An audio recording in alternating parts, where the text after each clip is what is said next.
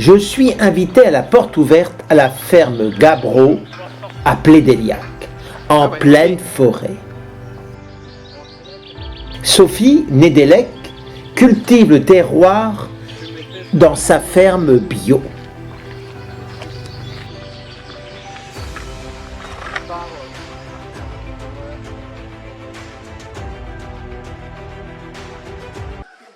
Bonjour, bienvenue. Donc pour ceux qui ne me connaissent pas, je suis Sophie Nédélec, donc la paysanne de la ferme du Gabreau. C'est vous assimiler. Donc voilà, moi je suis ce qu'on appelle une NIMA, non issue du milieu agricole. J'ai décidé, ça fait quand même un petit moment que j'ai eu envie de me reconvertir et ça a dû commencer à la naissance d'Eva qui a 7 ans, où je me suis dû commencer à faire mon parcours d'installation. Et voilà, ça va faire 5 ans maintenant que je suis installée, mon parcours. J'étais agent de voyage avant. Pendant 20 ans, je vendais des voyages, j'ai pas mal voyagé et j'ai peut-être eu envie de m'enraciner au bout d'un moment. Donc, voilà, tout un cheminement. Donc, ouais, je me suis installée ici en 2018. Et puis après, ça a été assez vite. Donc, le dit, il y avait la ferme du Guéjean ici avant, qui avait 60 hectares. Et l'idée, c'était que lui, sa fille Anna a repris à garder 20 hectares, elle fait toujours des pensions de chevaux. Et donc moi, j'ai gardé les 40 autres, donc je suis en fermage sur les 40 hectares. Mis à part cette parcelle-ci de 2 hectares où on est propriétaire. Et sinon, je suis fermière, je suis en fermage sur 43 hectares. Voilà, donc on a construit le bâtiment. Il est construit, déconstruit, il est tombé le bâtiment à la construction. Vous pourrez voir les photos là-bas, certains l'ont vu tomber. Et à un moment, il était monté le bâtiment et puis il y a eu un coup de vent au mois d'août et il s'est affaissé. Bon, voilà. 2 mois après, il était à nouveau en place. Donc, bref, c'est les joies de la construction. Et après, donc voilà, la suite, on a construit, au début, on louait la maison qui est juste à côté, et on a construit la maison qui est juste là pour s'installer là. Voilà. Donc voilà, donc je suis toute seule sur la ferme.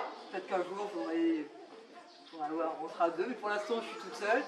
Et autour de moi, j'ai beaucoup de stagiaires, de l'entraide familiale, voisins, diverses.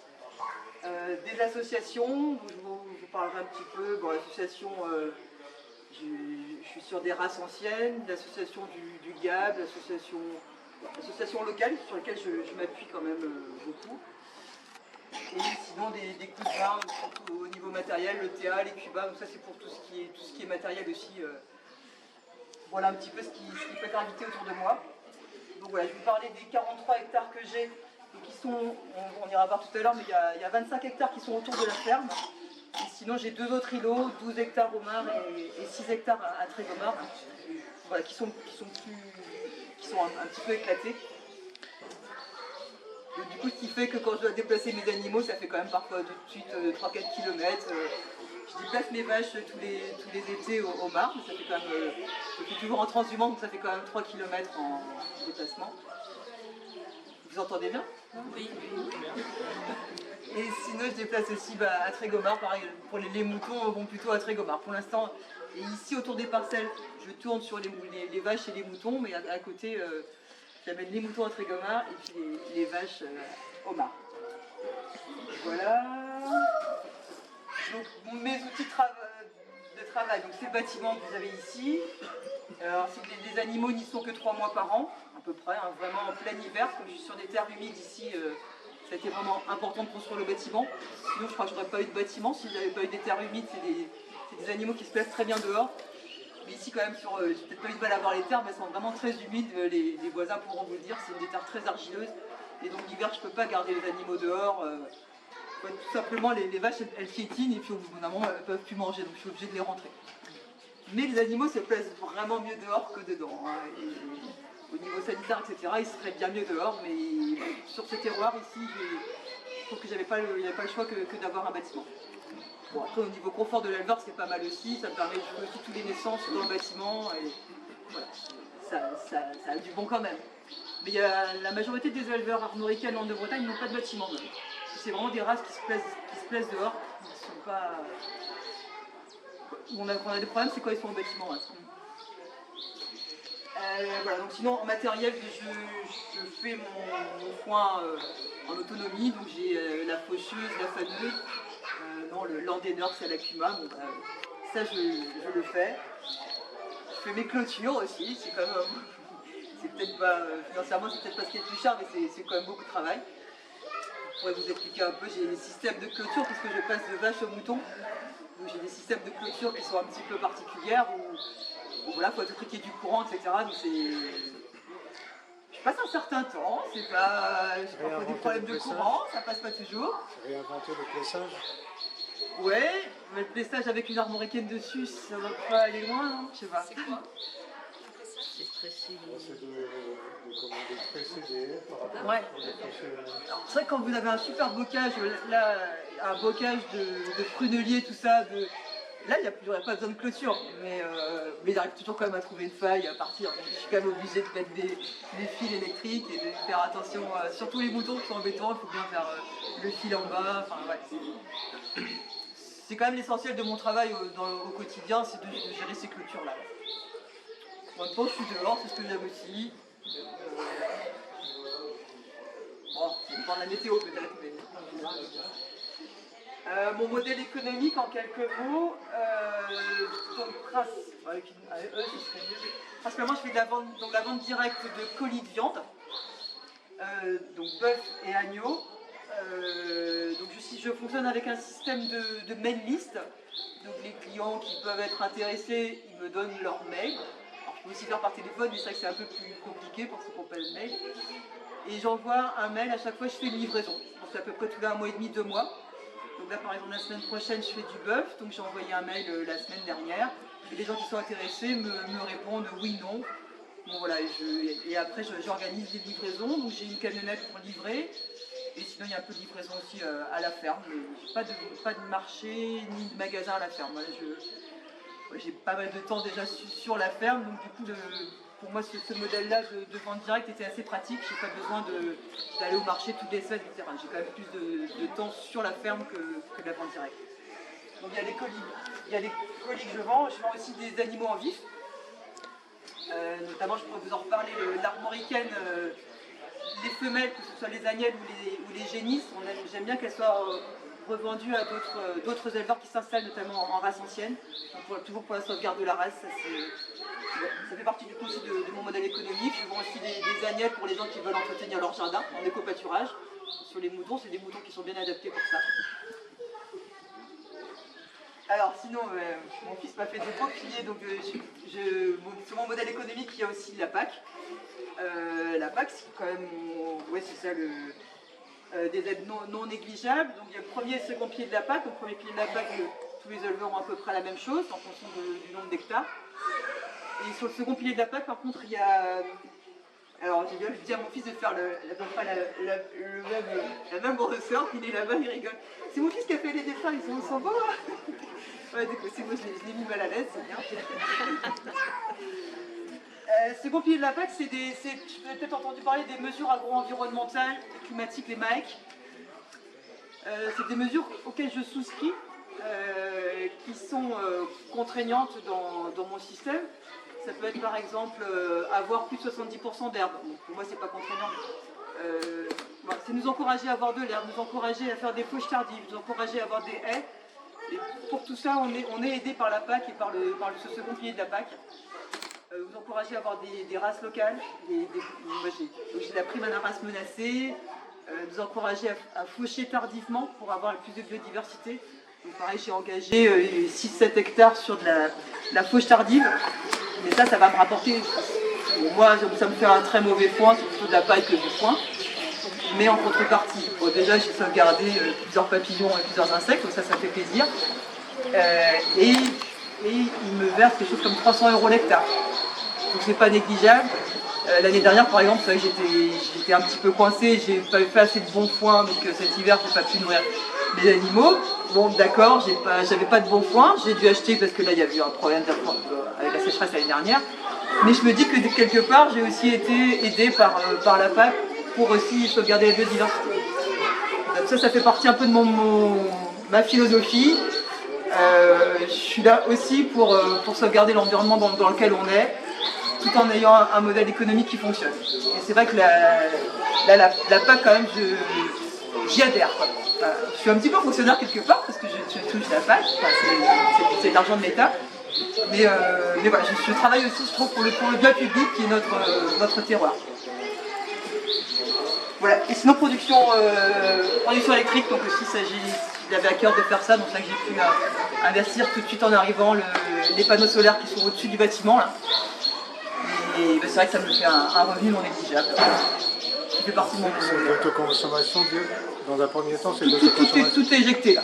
Tout est éjecté et vous avez un contrat derrière. Voilà. Ouais. Donc ouais, c'est un contrat. Bon, là, le bâtiment, il a même été étudié pour ça. Il a été construit avec la bonne direction, etc. Donc c'est du coup c'est assez optimum comme installation. Là, si pour l'instant, même si je ne me cache rien, je touche presque 1 000 € par mois de revenus mensuels sur la production solaire. On a l'année. Sur votre maison. Oui, bah voilà, après, voilà, mais un grand bâtiment, je me dis, tant qu'à avoir un bâtiment, j'ai pris sur la terre agricole. La moindre des choses, c'est au moins d'essayer de faire quelque chose et de pouvoir produire au moins. Là, il y a 600 mètres carrés de panneaux solaires. Voilà. Et autrement, vous aviez une autre position, c'était le port blanc de l'Ouest, vous l'avez abandonné. Ouais, je vous en parlerai après. Ouais. Et ben, si vous voulez, on traverse on va traverser, on va se mettre au soleil. Et je vous parle un peu de l'élevage et puis après on déplace les moutons. Tristan, tu peux couper le courant?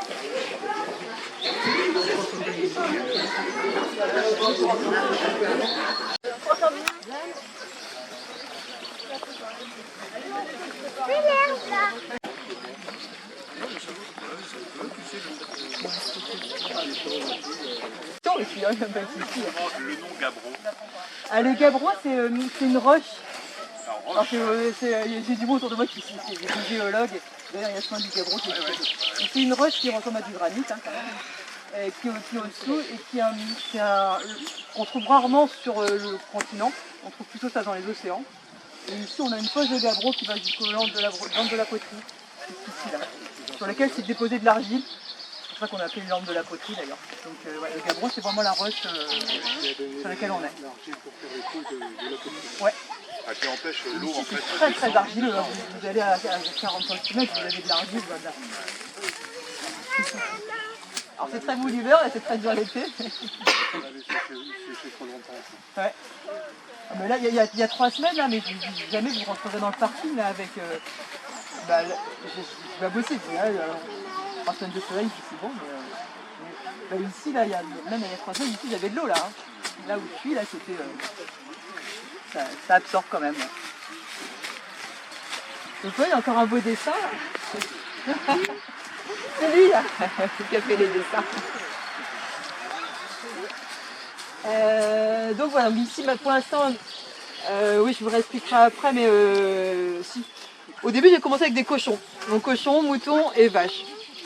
J'avais commencé un peu sur une idée un peu farfelue, mais il faut bien avoir des idées quand on s'installe. Mais ma première idée c'était de faire la potée bretonne, le kikafars breton, je ne sais pas si certains connaissent, que ma grand-mère faisait, donc c'est-à-dire faisait peut-être dans les années 50, mais avec les races et les produits des années 50. C'est-à-dire qu'il fallait du cochon, du bœuf, bon après j'ai rajouté l'agneau, il n'y était pas, du sarrasin, des légumes. Donc je lui dis voilà, il faut une ferme polyculture élevage, donc j'ai essayé, bon pour faire du cochon, il faut par contre des céréales, donc j'ai essayé les céréales. Bon là je me suis plantée sur les céréales, donc c'est pour ça que j'ai arrêté le cochon, donc j'ai arrêté l'année dernière le cochon, donc j'ai fait 4 ans le cochon, mais voilà, compliqué le cochon, parce que j'ai du mal à produire les céréales, donc du coup j'ai arrêté de faire du porc l'année dernière. Bon on va en revoir quand même un peu l'aménagement dans le bâtiment, on va revoir aussi où étaient les cochons, ils étaient dans le bois l'été et dans le bâtiment l'hiver. Il fallait les trouver d'ailleurs. C'était pas facile à voir. Hein. Dans le bois, ouais, j'ai passé parfois des journées à les attraper. Des fois, essayer de passer sur la route, essayer de les voir. Ouais, non, j'étais heureux, hein. Tellement heureux pour aller à l'abattoir, c'était compliqué de les attraper, mais ça c'est autre chose. Ouais, donc voilà, j'ai arrêté. Bon, mes voisins me l'avaient dit, hein, ici il n'y aura pas de céréales qui vont pousser. J'avais dit, oh non, je vais tenter, mais ok, il n'y a pas de céréales qui poussent ici, c'est bon. J'ai eu la chance du débutant la première année, j'ai eu une récolte correcte, et puis après ça a été compliqué. Donc c'est de l'herbe qui pousse ici, donc ben, j'ai mis que de l'herbe. Et en plus ça me va bien aussi au niveau culturel, de faire les céréales, à casser les terres tous les ans. Fallait labourer quand même, sinon t'as trop de rumex. C'était pas mon. En plus, le tracteur aussi, c'était pas mon truc. Faire les céréales, c'est quand même. Bon, voilà. Il y a aussi tout un ensemble de choses qui fait que du coup j'ai arrêté le cochon. Il y aura encore des pâtés de cochon, vous pourrez acheter. Il me reste les 2 derniers cochons, je les ai mis en pâté. Mais sinon j'ai arrêté le cochon. Et donc voilà, du coup j'ai augmenté un peu mon nombre de moutons. Donc j'ai.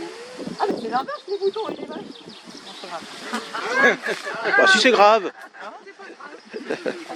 Donc là j'ai à peu près 70 brebis qui font à peu près un agneau et demi par an. Donc 100 agneaux et 3 béliers. Les béliers qui sont à côté de la ferme aussi, vous pouvez les voir. Voilà, donc les 100 agneaux que je vends soit en colis, soit en vif. Voilà. Et les vaches, donc j'ai 12 vaches. Pour l'instant je vais rester là-dessus, donc ils me donnent à peu près 12 veaux par an. Sur les 12 veaux, il y a la moitié en général en femelles en génisse qui sont vendues en vif. Et les autres, donc c'est du bœuf que j'engraisse à 3 ans, 3 ans et demi d'engraissement. Alors là ça fait 15 bœufs, mais voilà, en plus ça dépend, ils partent tout doucement, mais voilà, je les garde 3 ans, 3 ans et demi. Donc du coup là en ce moment le taureau et les bœufs sont homards, sont bien loin de. Vous n'allez pas être embêtés par le taureau. Ils sont bien loin, mais voilà, j'ai deux lots et donc voilà, le bœuf 3 ans d'engraissement, ça fait que finalement j'ai un cheptel d'à peu près 35 bovins. Même avec 12 vers, comme j'ai fait le bœuf à 3 ans d'engraissement, ça monte vite. Et donc la race des vaches, c'est l'armoricaine. Alors là, ah oui, en haut, c'est bon. Ouais, c'est tout inversé. Là, c'est bon. Et ces traces-là étaient en voie de disparition. Ouais. Il y avait un moment, il n'y avait plus que 30 armoricaines sur la Bretagne. Là, ça y est, c'est bien reparti. Là, on doit être à 600. Et sur tous les départements bretons. Ouais. Oui, je suis principalement sur les départements bretons. Ça part un peu après. Mais... La viande est réputée, pourtant elle est bonne. Voilà, elle est abandonnée parce que petite carcasse, c'est pas assez de rendement. Et... Voilà. Mais moi, j'estime aussi, comme vous en parlez tout à l'heure, je suis quand même, pour l'instant, peut-être que ça ne va pas durer, mais cette perte de rendement est compensée par là, les aides qu'on a avec la PAC. Parce que le second pilier de la PAC, je touche quand même 200 € de la vache, par vache et par an, ça compense un petit peu le manque à gagner qu'on peut avoir en manque de carcasse. Le gros avantage de ces 2 races-là, c'est que elles mangent que de l'herbe. J'ai pas besoin de leur mettre de maïs ou quoi que ce soit. Elles mangent que ce qui pousse ici, donc c'est vrai que je suis en autonomie totale. Bon, l'année dernière, j'ai eu un petit problème avec la sécheresse, j'ai dû acheter. J'ai acheté un plateau de paille, un plateau de foin, c'est pas non plus énorme. Hein, mais... Donc voilà, je suis en autonomie, 100% herbe, donc le foin à l'hiver, donc c'est à peu près 25% de leur temps en bâtiment, donc il y a du foin. Et sinon c'est du pâturage. Les vaches rentrent que à Noël, quelque chose comme ça, hein. Elles rentrent pas avant en fait. Hein. Et vous êtes en bio ou... Je suis en bio, ouais. Et donc c'est des races qui sont rustiques, qui demandent peu d'entretien, peu de soin. Ouais, c'est vrai que ça va tout seul. Alors rustiques, elles sont, peut-être que je les ai un petit peu habituées, elles aiment bien la bonne herbe quand même. Elles m'agacent un peu parfois parce qu'elles n'ont pas fini leur assiette, elles veulent la bonne herbe qui est à côté. Mais non, mais franchement oui, elles sont rustiques.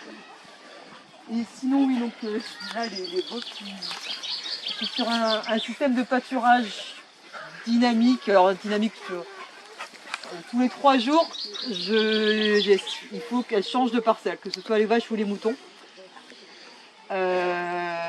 Voilà, je sauvegarde ma prairie. Ma prairie, c'est mon garde-manger, moi. Donc, et l'herbe repoussant au bout de 3 jours, voilà, l'idéal, c'est de la laisser reposer au bout de 3 jours. Faut imaginer un peu aussi on m'avait donné cette image-là une fois des bisons qui traversent les États-Unis là.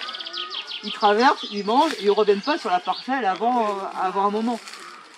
C'est ça l'idée Alors du coup, moi je le refais par contre avec des clôtures, avec des filets, avec des... Mais voilà, il ne reste que 3 jours sur chaque parcelle, vous pouvez pouvoir voir les moutons ou les vaches, c'est des petites parcelles. Alors ça va dépendre un peu de l'herbe, s'il n'y a pas beaucoup d'herbe, la parcelle va être plus grande, mais si là en ce moment les parcelles sont assez petites puisque voilà, il y a pas mal d'herbe. Voilà. Donc ça me prend pas mal de temps, c'est assez contraignant, mais j'y tiens, ouais. Il y a la culture à faire. Alors voilà, donc du coup sur le principe, tous mes parcelles sont entourées de clôtures. Vous voyez sur des poteaux comme ça qui font avec 4 isolateurs. Il y a le mode vache et le mode mouton. Donc là quand les fils sont en haut, c'est les modes vaches. Parce que les vaches comme ça elles permettent de brouter un peu en dessous. Et quand c'est les moutons, et ben je change et je les mets en bas. En espérant que les vaches sont bien broutées dessous pour me faire l'entretien. Parce que les moutons, ça s'échappe bien. Hein. Et les moutons, ça s'échappe. Donc à cette période-ci, je suis quand même obligée de passer un peu de débroussailleuse. Mais sinon, voilà. Mais sinon, c'est ça mon principe. Je passe beaucoup de temps à faire ces choses. Tu veux monter dans la poussette? Ouais. Et puis vous avez trouvé dans l'allée, sauf entre la barrière et il y avait ça. Quand j'étais contente, Ah oui, ils sont tous tous me sortis dans la poussette. là. Elle est rappelée là-bas. Et ben, ce que je vous propose, c'est de... Si tout le monde m'entend là? Oui. Si vous avez des questions, mais je vous propose de ramener le troupeau de moutons qui est derrière là-bas. Je vais s'appeler en petite transhumance, voilà, ça va pas être trop long. Hein. Donc je vais prendre, donc on va aller par la route. C'est plus facile quand même que là, comme ça, on est assez nombreux pour boucher les entrées. Donc ce que je propose, c'est que les plus sportifs viennent jusqu'au bout avec moi. Et sinon, ceux qui ne veulent pas, vous m'attendez ici. Et je vais vous remontrer au fur et à mesure où boucher les entrées. Ça va pas être trop long, on va vraiment faire l'aller-retour. Le temps d'aller là-bas, on en a pour 5-10 minutes et dans un quart d'heure, on est là. Ça va? Et c'est assez joli de les voir passer normalement, si tout se passe bien. Donc aujourd'hui, je ne mets pas de ficelle, c'est vous. Hein.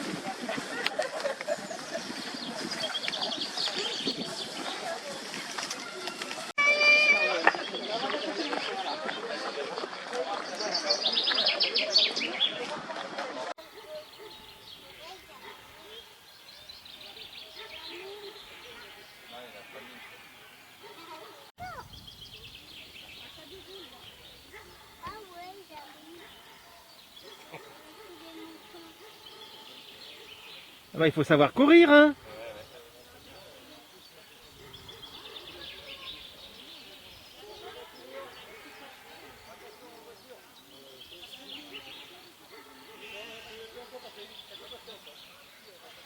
Attention, hein.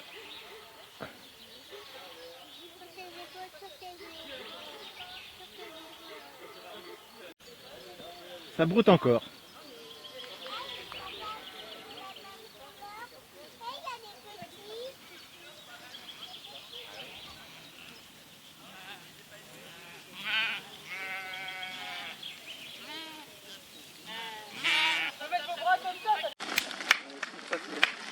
Ici, c'est limité à 30 km/h. Attention! Allez, on y va.